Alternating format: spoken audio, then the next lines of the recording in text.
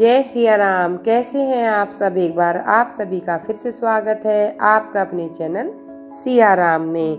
विष्णु भगवान की जय। भक्तों, आज हम वैशाख मास के 14वें अध्याय का श्रवण करेंगे।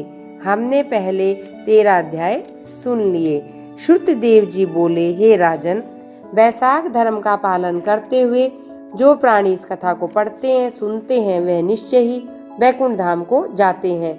जो इस कथा को त्याग कर अन्य कर्मों में लगते हैं, वे महान पिशाच योनि को प्राप्त कर नरक में जाते हैं। इस विषय में मैं एक प्राचीन कथा सुनाता हूँ।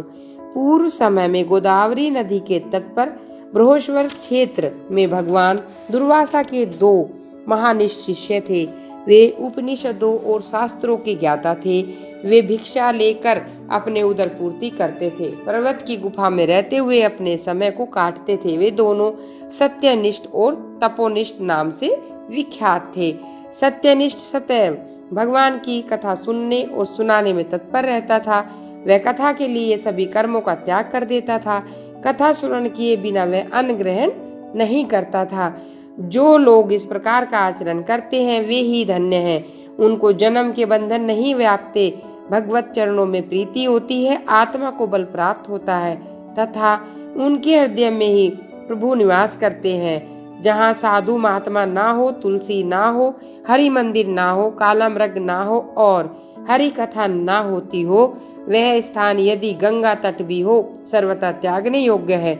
उस स्थान पर देह त्यागने वाला प्राणी 100 जन्मों तक कुकर योनि प्राप्त करता है तथा अंध तम्स नामक नरक में जाता है।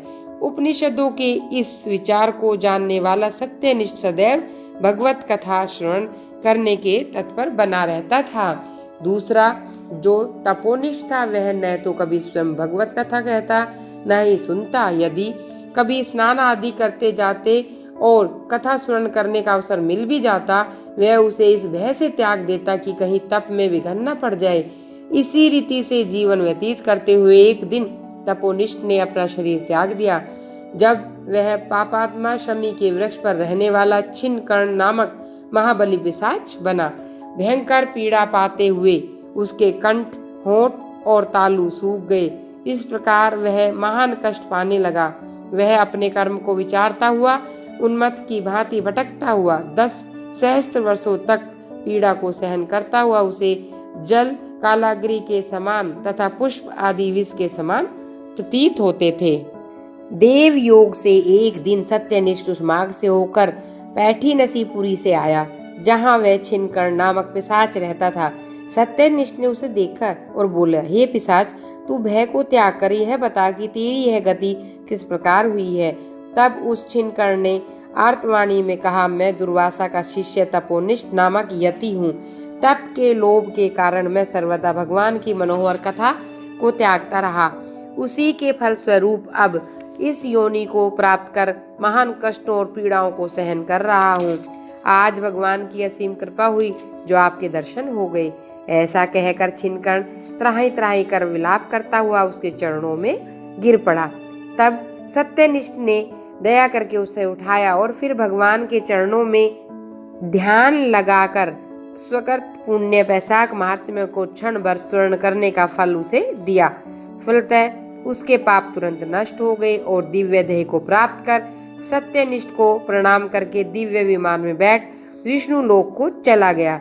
श्रुतदेव जी बोले, हे नृपश्रेष्ठ, भगवान विष्णु की मनोहर कथा शुभ फल देने वाली है।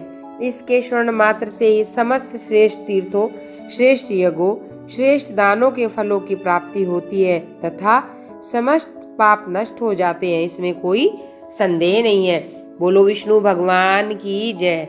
भक्तों, अगर आपको मेरे द्वारा सुनाई गई कहानी पसंद आए तो आप मेरी वीडियो को लाइक करें, मेरे चैनल को सब्सक्राइब करें और अधिक से अधिक शेयर करें।